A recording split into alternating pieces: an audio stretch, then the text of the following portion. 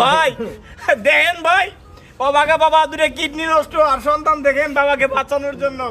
এই যে দেখেন স্ত্রী কাঁদতেছে, এই যে লোকটা কাঁদতেছে ভাই। ভাই আল্লাহর রাস্তায় সবাইকে বলবো ভাই একটু ভিডিওটা শেয়ার করেন, এই লোকটাকে বাঁচাতে ভাই 100, 200, 500 টাকা করে সহযোগিতা করেন। কাইন্দ না